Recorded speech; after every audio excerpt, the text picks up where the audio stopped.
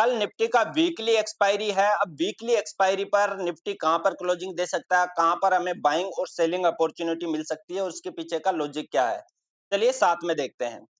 अब मान लीजिए कल निफ्टी फ्लैट ओपन होता है। कल यदि निफ्टी में फ्लैट ओपनिंग के साथ 23,000 का लेवल ब्रेक होता है, फ्लैट ओपन होने के बाद में 23,000 के लेवल को 10 मिनट या 15 मिनट की कैंडल ब्रेक कर देती है, तो यहाँ से हमें लॉन्ग ट्रेड देखने को मिल सकता है 23,400 तक हम अपना टारगेट रख सकते हैं। फिर देखिए यहाँ पर इंस्टीट्यूशन का सप्लाई जोन है वो भी स्ट्रॉन्ग है, डेली का EMA 20 है, तो इसका जो रेजिस्टेंस ले सकता है, यानी EMA 20 पर निफ्टी रेजिस्टेंस ले सकता है। यहाँ पर बेयरिश साइन मिले तो हम यहाँ से शॉर्ट ट्रेड देख सकते हैं। और अगर ये लेवल भी हल्ट करके सेकंड हाफ में ब्रेक होता है, हल्ट करके सेकंड हाफ में ब्रेक होता है, तो निफ्टी आपको 23,500 से ऊपर भी जाता हुआ दिखाई दे सकता है। अब मान लीजिए अगर फ्लैट ओपन होने के बाद में 23,000 से निफ्टी रिजेक्शन लेता है, तो हमें शॉर्ट ट्रेड देखने को मिल सकता है। हमारा फर्स्ट टारगेट होगा ये लेवल, फर्स्ट टारगेट होगा ये लेवल, और ये लेवल भी यदि ब्रेक होता है तो फिर 22,700 22,600। फिर देखिए यहाँ पर इंस्टीट्यूशन का एक स्ट्रॉन्ग डिमांड जोन आज ही बना हुआ है, फ्रेश है, तो यहाँ से निफ्टी में फिर बुलिश मोमेंटम देखने को हमें मिल सकता है। यानी डिमांड जोन से हम लॉन्ग ट्रेड देख सकते हैं। यदि निफ्टी पहले फॉल होता है तो लॉन्ग मिलेगा, तो 23,000 ब्रेक होने के बाद में सप्लाई जोन तक। ये तो हो गया फ्लैट ओपन होने की सिचुएशन में। अब मान लीजिए निफ्टी गैप अप होता है तो सिचुएशन में क्या करेंगे। देखिए गैप अप होता है और गैप अप होने के बाद में थोड़ा नीचे आता है, तो 23,000 पर निफ्टी सपोर्ट लेकर के फिर यहाँ से रैली कर सकता है। दोस्तों आज अभी न्यूज सुनने में आ रहा है कि ईरान, इजराइल, अमेरिका के बीच सीज फायर के लिए सहमति बन सकती है, कुछ प्रपोजल भेजा है। अगर ये सहमति बन जाती है तो जाहिर सी बात है कि कल निफ्टी गैप अप हो सकता है या फिर बुलिश मोमेंटम देखने को मिल सकता है। और इस न्यूज का कोई असर नहीं होता है, कोई नेगेटिव न्यूज आ जाती है तो फिर हो सकता है कि कल निफ्टी 23,000 से रिजेक्शन लेकर के अगेन आपको फॉल दिखाई दे। तो यदि ऐसा सिचुएशन होता है, गैप अप होने के बाद में 23,000 से निफ्टी सपोर्ट लेता है, तो फिर अगेन आपको कहां पर 23,300 350 तक के टारगेट देखने को मिल सकते हैं। लेकिन ये ध्यान रखना दोस्तों, ये इंस्टीट्यूशन का सप्लाई जोन है, जब तक ये वायोलेट नहीं हो जाता तब तक ये हम इसके ऊपर लॉन्ग नहीं देखते। लेकिन यदि सेकंड हाफ में ये वायोलेट होता है तो फिर हम लॉन्ग देख सकते हैं। अब गैप अप होने के बाद में ये सिचुएशन यहाँ पर सपोर्ट ले, लेकिन 23,000 पर सपोर्ट नहीं ले तो फिर यहाँ से अगेन फॉल हो सकता है। अब यदि मान लीजिए निफ्टी गैप डाउन होता है, तो गैप डाउन होने के बाद में सीधा आ रहा है नीचे, तो डिमांड जोन से हम लॉन्ग देख सकते हैं। या फिर गैप डाउन होने के बाद में ऊपर जा रहा है तो 23,000 से फिर निफ्टी रिजेक्शन ले सकता है। अब रही बात जैकपॉट ट्रेड की, तो जैकपॉट ट्रेड कैसे आप फाइंड कर सकते हो। देखिए मान लीजिए निफ्टी कहीं पर भी ओपन हो, मैं आपको एक स्ट्रक्चर बता रहा हूं। इस प्रकार निफ्टी चल रहा है, इस प्रकार निफ्टी चल रहा है, और आपको 1:30-2 बजे के बाद में डे हाई के पास आप मार्क करना, निफ्टी में डे हाई और डे लो मार्क कर लेना।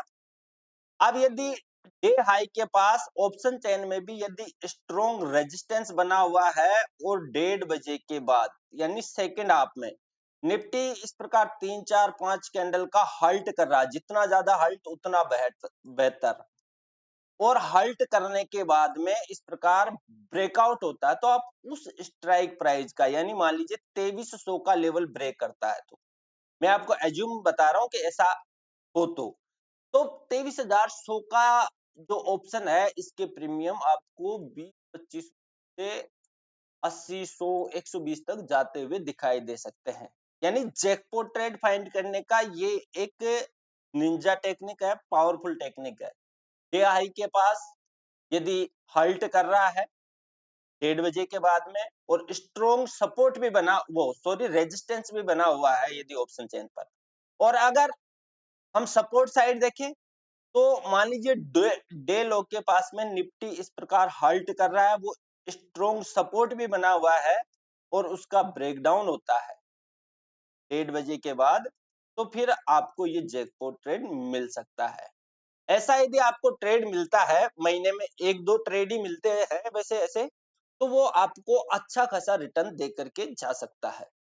अब देख लेते हैं बैंक निफ्टी में क्या सिचुएशन रहने वाले हैं, कहां पर बाइंग और सेलिंग अपॉर्चुनिटी मिल सकती है। ये बैंक निफ्टी का चार्ट मैंने ओपन किया है।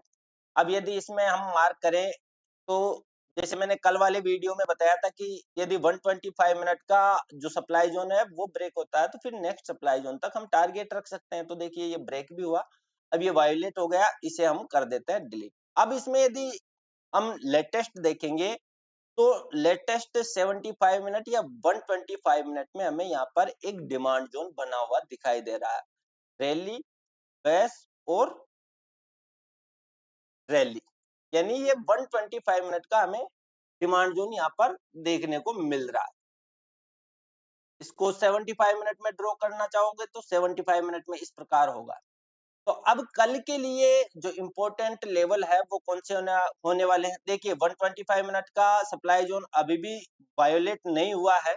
इसके अलावा यदि और देखेंगे हम तो इसमें एक और स्ट्रॉन्ग बैंक निफ्टी में ये एक सप्लाई जोन बना हुआ है, ये भी 125 मिनट का सप्लाई जोन है, तो इसको भी हम ड्रॉ कर लेते हैं चार्ट पर। अब आ जाते हैं हम 10 मिनट या 15 मिनट के चार्ट पर। अब मान लीजिए कल बैंक निफ्टी है वो फ्लैट ओपन होता है और फ्लैट ओपन होने के बाद में ये जो सप्लाई जोन बना हुआ है इसको ब्रेक करता है तो हमें यहाँ से लॉन्ग ट्रेड देखने को मिल सकता है। हमारा टारगेट होगा 53,650। फिर देखिए यहाँ पर ये इंस्टीट्यूशन का सप्लाई जोन है, डेली का EMA 20 है, तो अगेन यहाँ से बैंक निफ्टी रिजेक्शन ले सकता है, फॉल हो सकता है, हमें शॉर्ट ट्रेड देखने को मिल सकता है। ये एरिया जो डिमांड सप्लाई है ये आप अपने चार्ट पर मार्क कर लेना, और डिमांड सप्लाई को सीखना है तो आई बटन में वीडियो मिल जाएगा, वहां पर मैंने डिटेल में एक्सप्लेन किया है। और अगर यहाँ पर ये सप्लाई जोन वायलेट नहीं होता फ्लैट ओपन होने के बाद में, और फ्लैट ओपन होने के बाद में आपको यहाँ पर बियरिश साइन मिलता है, तो यहाँ से आप शॉर्ट ट्रेड देख सकते हो 51,600।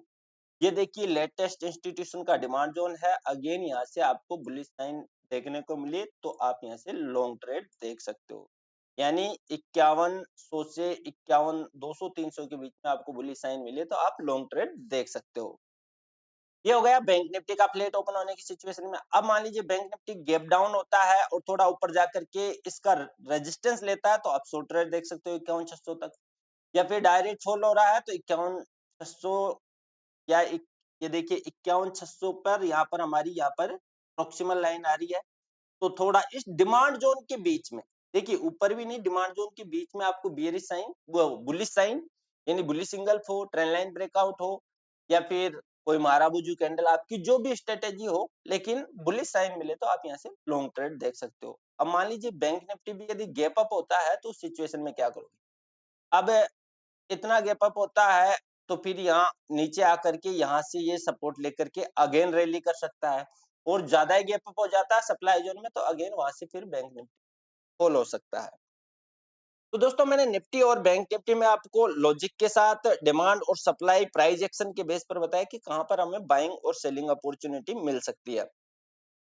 वीडियो आपके लिए हेल्पफुल हो तो वीडियो को लाइक करके चैनल को जरूर सब्सक्राइब कर लीजिए ताकि आने वाली वीडियोस का नोटिफिकेशन आपको मिलता रहे। और दोस्तों मैं बहुत ही जल्द यूट्यूब पर एक free of cost stock market का क्रैश कोर्स लाने वाला हूं, तो चैनल को तो जरूर सब्सक्राइब कर लें।